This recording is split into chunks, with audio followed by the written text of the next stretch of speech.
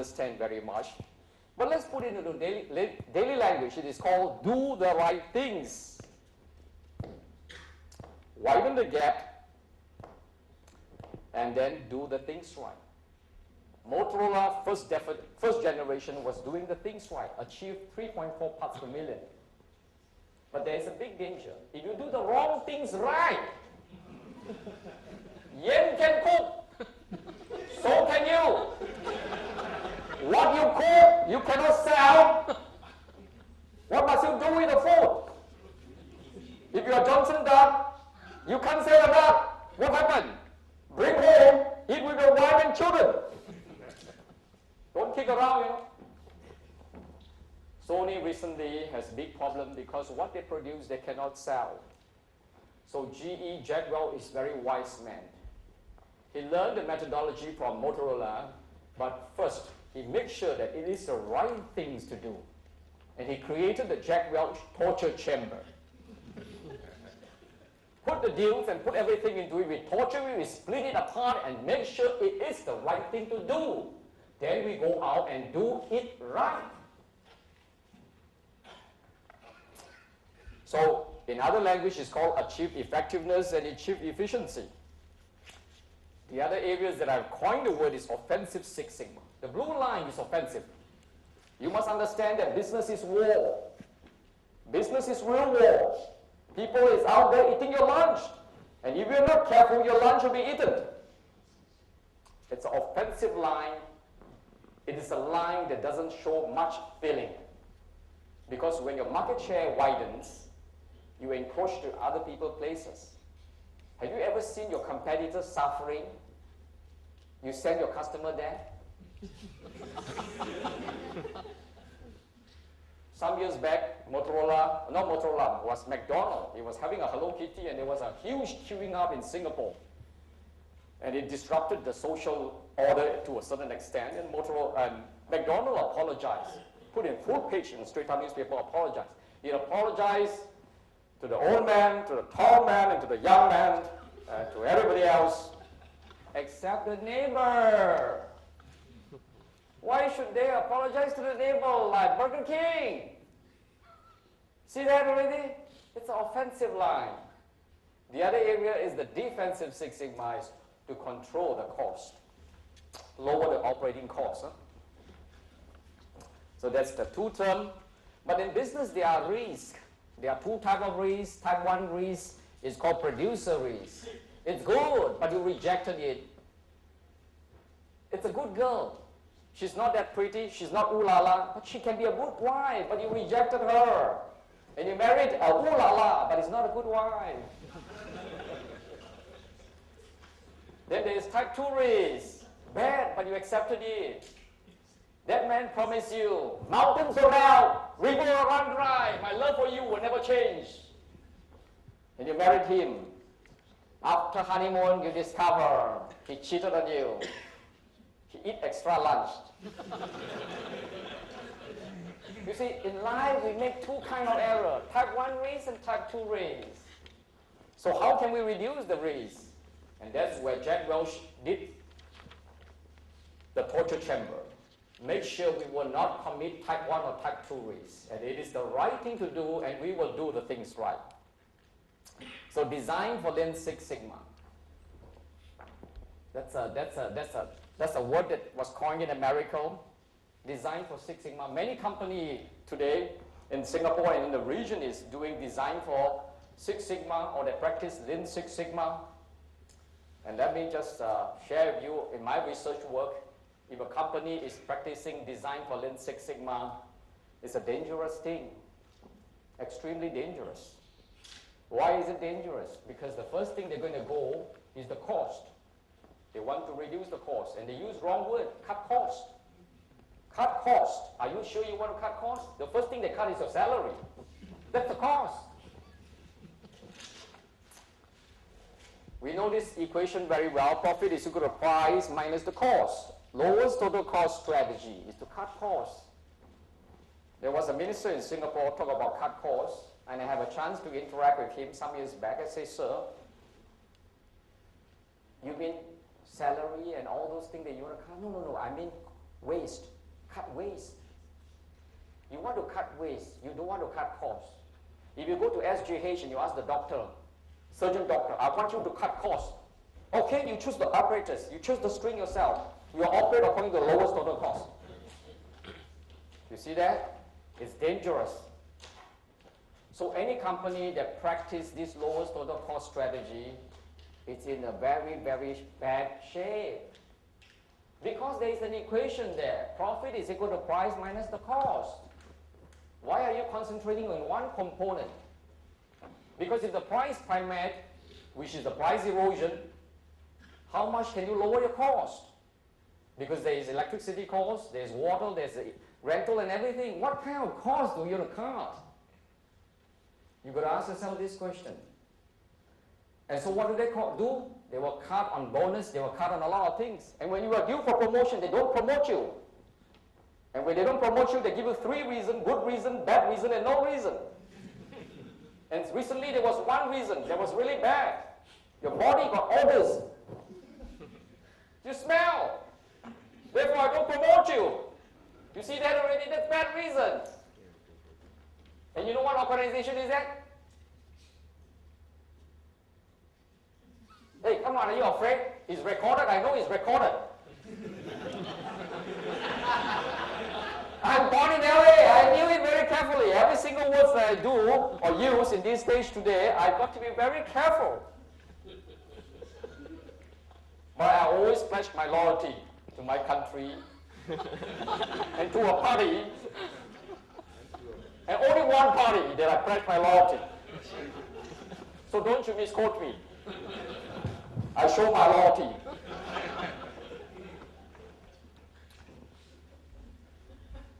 You see, people who practice lowest total cost, they do silly thing. They don't pay you your wages. And there's only 2 projects in this world that use lowest total cost. Do you know the second one? You should know the second was in Egypt. That's the lowest total cost strategy. Do you want to work in this kind of organization? If you are ready, I can send you there. Design for luxury is a better word.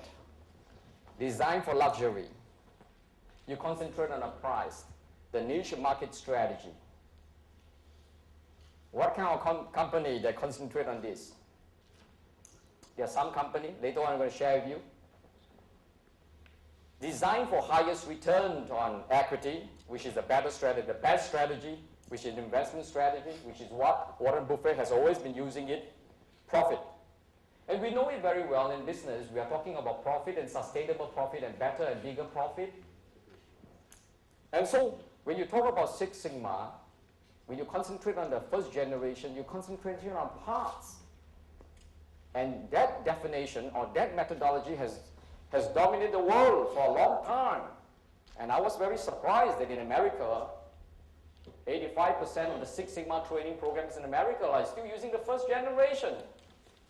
And the third generation is used in Singapore. And of course, you know who is the founder? I don't have to emphasize too much on this. I went to the American and told the American folks, you got blind spot. I'm glad that those people in Phoenix, Arizona, they were humble enough. Normally, Americans, you know, if it's not manufactured in America, it's in another country, they show their arrogance. But for the first time in history, they show their humbleness to Singapore, Majura, Singapore. Hey, come on, you gotta clap it! You gotta clap it!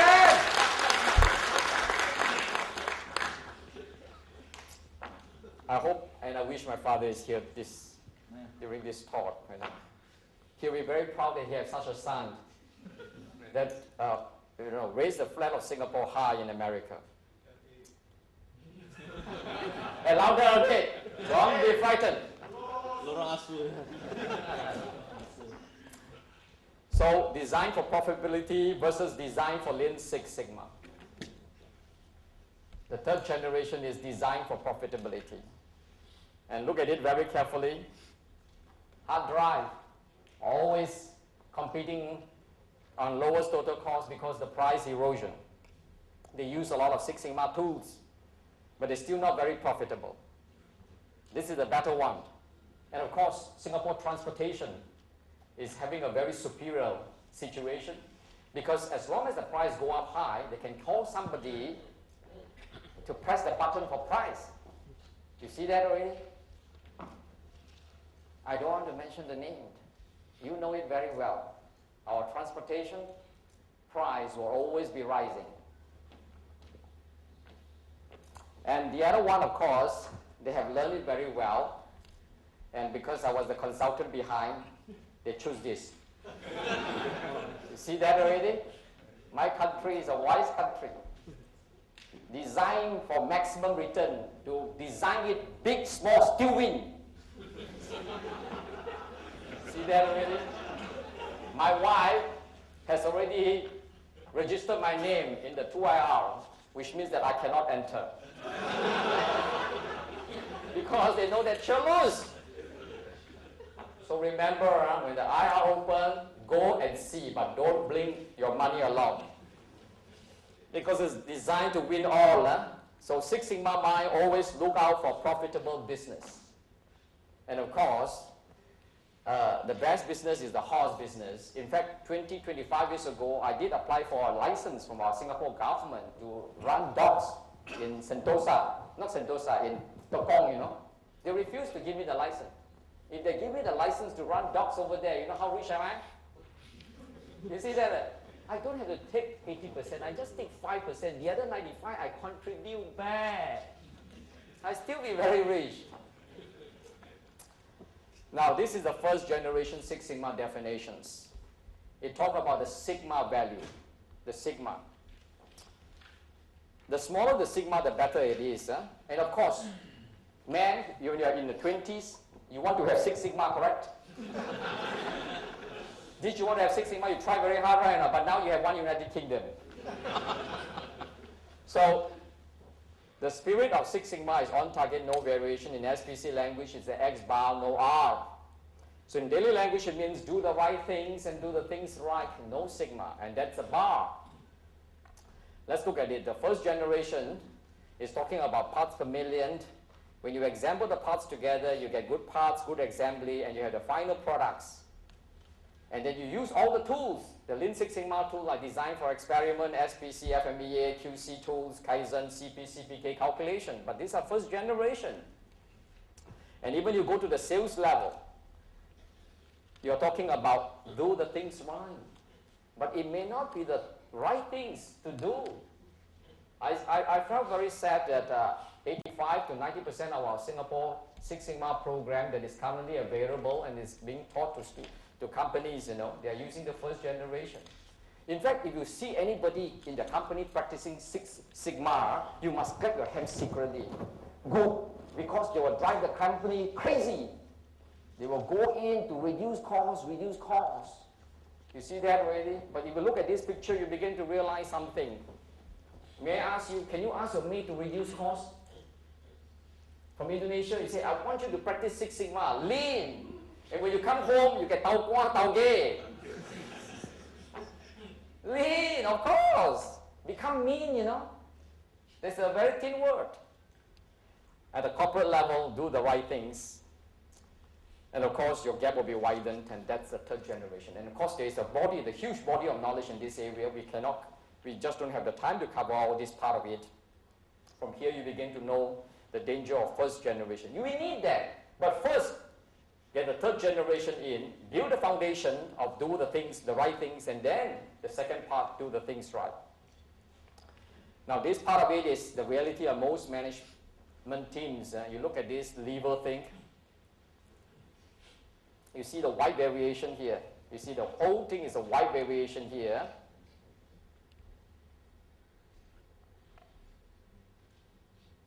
Silo mentality. It's not aligned. There's a huge variation there. And of course, they use the method to continuously improve. It's called define, measure, analyze, improve, and control. You can improve the finance department very well, but what about the rest of the department? Even if the rest of the department improve tremendously, you still don't get the maximum impact because each department has little standalone value, and even if it does an excellent job, the sum of the department's effort does not produce peak performance. Ease of doing business. If ease of doing business is your objective, then you will never have, you can never achieve the ease of doing business. For organizational performance to become more than the sum of its parts, individual departments must be aligned and integrated.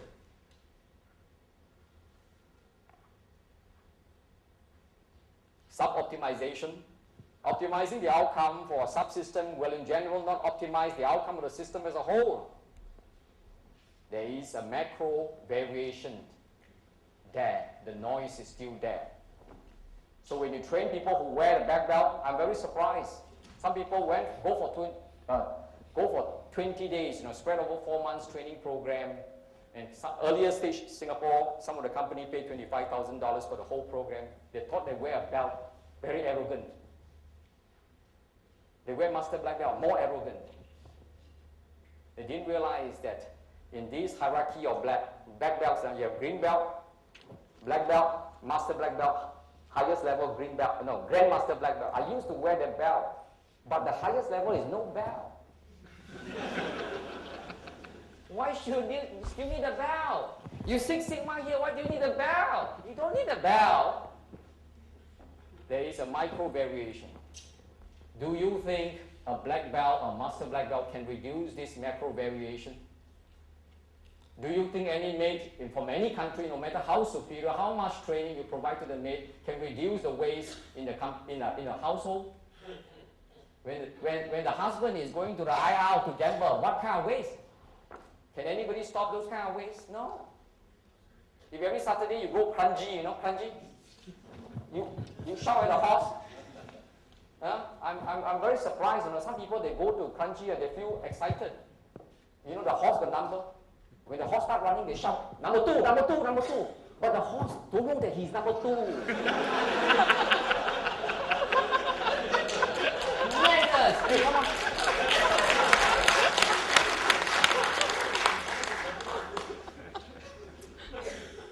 So you can DMAIC in any particular department. It will never lower the cost, and worse, it will never increase the revenue. So if you want to do Six Sigma projects, and in fact, I go to quite a number of few companies, the more Six Sigma projects you do, how sick is the company? S-I-C-K. When you go to a company, there's only a few projects to do, and if you do the macro correct, your company becomes healthier. You don't need to do so many projects. You see that already? If you take a lot of supplement and medication, no matter how healthy you are, you should take less. The less you take on this kind of thing, it shows the healthiness of your body and your organization. So here is the solution. And this is a framework, align everybody together, reduce the macro variation. And that macro variation is the job of the senior executive. If they don't do this part correct, all the black belts in the company cannot achieve anything. In fact, the first generation Six Sigma black belters in the company are so hard-pressed. They need to have savings, so they look at the nice guy for numbers. The boss, what number you want? I can pluck from the sky. So any company that is currently practicing the first generation Six Sigma don't have to admire them, because they are creating a companies among, not a nice word, a group of liars. You want them to tell the number that you want to hear, and they will tell you the number. So you are building a lousy organization. It's not an organizational excellence, it's an organization of deception. So that's the meaning, the power of alignment. To achieve 1,000 pounds using 4 pounds is the ultimate of lean culture, also Tai Chi principle. That's the third generation Lean Six Sigma.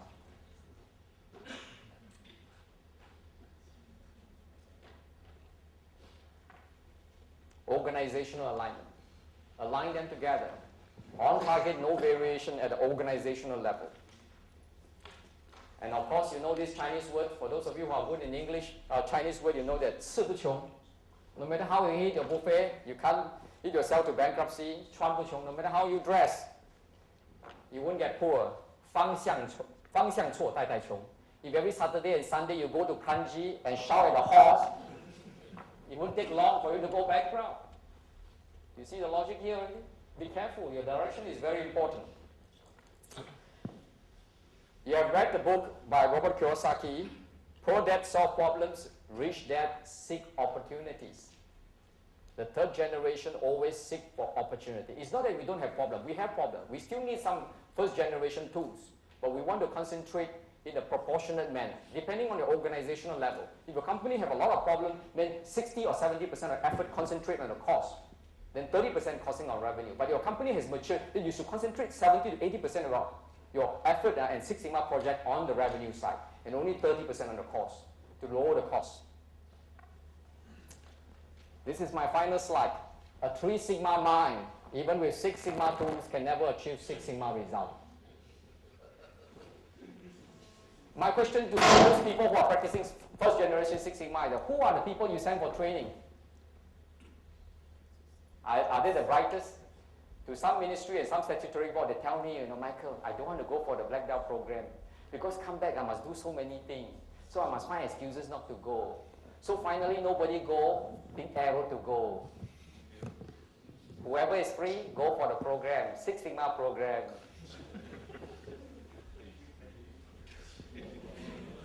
A 6 Sigma mind using 3 Sigma tools can still achieve 6 Sigma result. Make a lot of sense already? So I want to show and establish my credential and authority in this area. I will tell you a story. There were 3 persons, 30 years old, 60 years old, 90 years old, black belt, master black belt, and grandmaster black belt. They were meditating in a Japanese temple shrine, and a fly came in, disturbed the serenity. The 30 years old black belt took up the 6 Sigma samurai sword, and the fly fell down. And he asked the other 2, look at the flies, split half. You put on the weighing scale, there's no movement. Second flies came in. The master black belt took out a sword. The fly is dropped on the floor. The other 2 look at it. The 30 years old say, master black belt, look at it, still crawling, And the master black belt say, don't be arrogant. Look at the wings. It's all gone. The third fly came in. The grandmaster black belt decided to use his sword. Pull up! Fly still flying. And the other 2 black belt, master black belt, look at you. Call yourself grandmaster black belt. Shame on you. Ladies and gentlemen, let me solemnly announce to you, it's the male flies. It cannot reproduce itself anymore. Thank you very much.